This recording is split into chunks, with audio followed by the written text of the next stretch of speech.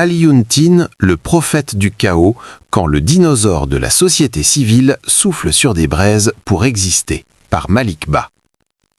Il faut le dire sans anesthésie, quand Alioune Tine parle de Mounye Khoultou Khountou, on ne sait plus très bien si l'on écoute un analyste politique ou un griot en pleine improvisation mystico-stratégique pour sauver une élite en perte de boussole. Car enfin, voilà le vieux gardien autoproclamé de la conscience nationale qui, du haut de son perchoir poussiéreux, découvre soudain les vertus du silence. Mounye, dit-il, endurer, encaisser, se taire. Une philosophie qui tombe à pic, surtout quand on n'a plus rien de concret à dire, sinon recycler des concepts. Dans ce serment politico-spirituel, Alioune Tine pense que Ousmane Sonko devient presque un bruit de fond, une agitation suspecte qu'il faudrait contenir par le silence stratégique de Bassirou Diomaye Faye, érigé ici en moine zen de la République. Mais quel théâtre! On voudrait nous vendre une querelle imaginaire, emballée dans du papier cadeau intellectuel, pour mieux masquer une vérité plus crue. Certains dinosaures de la société civile, oui, avec un tiret tant elle tangue, ont perdu le fil du réel.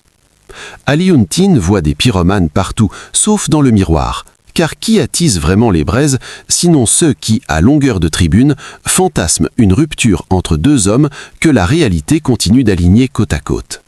Qui nourrit cette fable d'une guerre fratricide, sinon ces experts autoproclamés qui, faute d'influence, tentent de fabriquer du drame comme d'autres brassent du vent? Et puis ce ton alarmiste. Autodestruction du projet, crise institutionnelle grave, démons qui menacent la République. Rien que ça. On dirait un vendeur d'apocalypse en solde, criant à la catastrophe pour écouler un stock d'analyses périmées. À ce rythme, même le moindre conseil des ministres finira par être présenté comme une répétition générale de la fin du monde. Quant à l'appel au dialogue éthique, il sonne comme une vieille cassette rayée.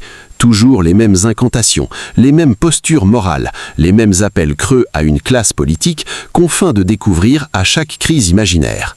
Pendant ce temps, le pays avance. Le Premier ministre Ousmane Sonko fait avancer le pays, et sûrement sans attendre les bénédictions de ces prêtres fatigués du commentaire permanent.